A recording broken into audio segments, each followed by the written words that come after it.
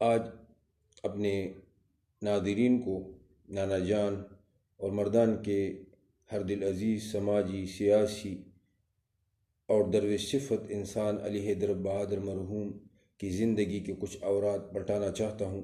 آج چونکہ نانا جان علی حیدر بہادر مرحوم کے وفات کا دن ہے تو اس مناسبت سے ان کی زندگی کے کچھ صفحات آپ کے سامنے رکھنا چاہتا ہوں۔ جناب علی حیدر بہادر مرحوم 5 جنوری 1939 کو مردان کے مشہور گاؤں مایار کے محلہ بوکیان میں الحاج عبدالحکیم خان رحمۃ اللہ علیہ کے ہاں پیدا ہوئے۔ جناب علی حیدر بہادر مرحوم نے اپنی ابتدائی تعلیم اپنے گاؤں مایار میں حاصل کی۔ آپ نے 5ویں تک تعلیم گورنمنٹ پرائمری اسکول مایار مردان میں حاصل کی اور اپنی ذہانت اور قابلیت کے بنیاد پر چوتھی اور 5ویں جماعت کے امتحانات ایک سال میں دیے اور اعلیٰ نمبرات سے پاس کر کے اگلی جماعت میں ترقی کی۔ پرائمری تعلیم کے بعد علی حیدر بہادر مرحوم نے گورنمنٹ ہائی اسکول نمبر 1 مردان میں داخلہ لیا اور 10ویں جماعت تک اسی اسکول میں تعلیم حاصل کی۔ یہاں بھی 8ویں جماعت میں بورڈ امتحان میں اعلیٰ نمبرات سے امتحان پاس کیا۔ اس کے بعد آپ رحمۃ اللہ علیہ نے FSC کے لیے گورنمنٹ پوسٹ گریجویٹ کالج مردان کا رخ کیا اور وہاں اپنی تعلیم جاری رکھی۔ آپ رحمۃ اللہ علیہ نے 2 مضامین میں ماسٹر کی ڈگری بھی حاصل کی تھی۔ جناب اسرار دتورو جو مولانا اطاعت اللہ مرحوم رحمۃ اللہ علیہ کے صاحبزادے ہیں، وہ فرماتے ہیں کہ مایار کے علی حیدر خان بہادر کے ساتھ میرے والد اور ہمارا تعلقات، یہ حضرات دینی پس منظر رکھتے تھے۔ ان کا ایک بزرگ روحانی پیشوا علاقہ ثوابی کے جنڈو بوکو گاؤں میں مدفون ہے، اس لیے ہم لوگ ان کو بوکیان کے نام سے جانتے ہیں۔ دیگر بزرگان دین کی طرح ان کے اجداد عراق سے آئے۔ بوکا سرزمین عرب میں بھی ایک گاؤں تھا۔ علی حیدر بہادر مجھ سے عمر میں 8-9 ماہ بڑے تھے۔ ان کے والد محترم کا پیشہ تجارت تھا۔ جناب علی حیدر بہادر مرحوم انتہائی سادہ، نیک اور ملنسار انسان تھے۔ آپ رحمۃ اللہ علیہ کے ہم اثر آپ رحمۃ اللہ علیہ کی ملنساری کے دل دادا تھے۔ اس وجہ سے آپ رحمۃ اللہ علیہ کے حلقے اثر میں مالدار اور غریب ہر قسم کے لوگ موجود رہتے تھے۔ علی حیدر بہادر مرحوم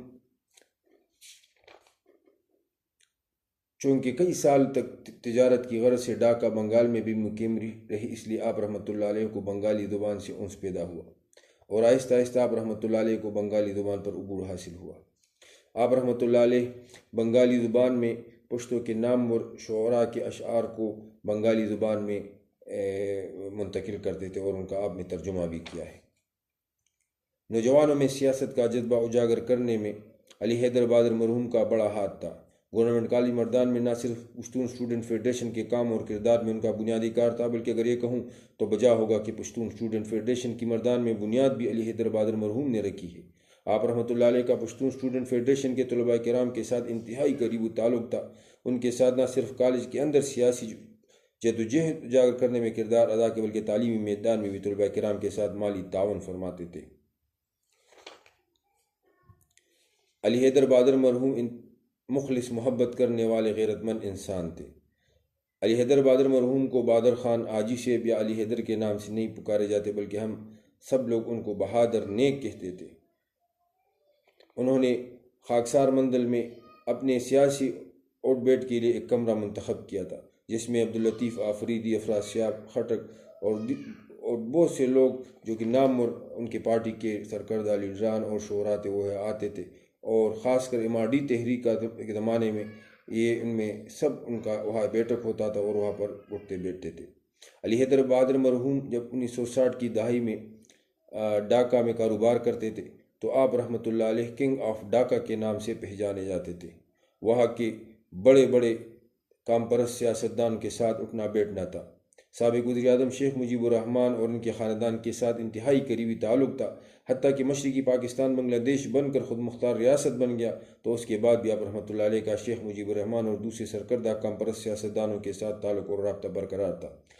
آپ کے صاحبزادے جناب احمد خان بہادر فرماتے ہیں کہ میرے والد ماجد ہر رات میرے ساتھ اسکول کا کام کرتے تھے اور آپ رحمۃ اللہ علیہ کے سبب میں کبھی چھٹی نہیں ہوتی تھی، اگرچہ عید کی رات کیوں نہ ہو۔ ایک رات میں اسکول کے کام کے لیے ان کے کمرے گیا اور میرے ہاتھ میں کتاب دی تو فرمانے لگے کہ بیٹا جاؤ، آج تمہاری چھٹی ہے۔ تو میں حیران ہوا اور پوچھا کہ کیوں چھٹی ہے؟ آپ رحمۃ اللہ علیہ کی آنکھوں میں آنسو تھے، فرمانے لگے کہ آج شیخ مجیب الرحمان انتقال کر گئے۔ اپنے محبوب دوست کی موت نے اتنا غمگین کیا تھا کہ اپنے بیٹے سے کہنے لگے کہ آج تمہاری چھٹی ہے۔ علی حیدر بہادر مرحوم کا دل سے سیاست کے ساتھ نسبت اور تعلق تھا۔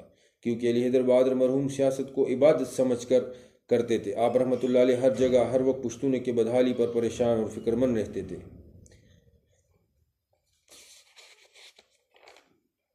علی حیدر بہادر مرحوم کا پشتو زبان اور پشتونوں کے ساتھ بے پناہ محبت تھا، یہاں تک کہ کبھی اس محبت کا اظہار بھی پوری طرح نہ کر سکتے اور پھر اس کمی کو اپنے عملی جد و جہد کے ذریعے پورا کرتے۔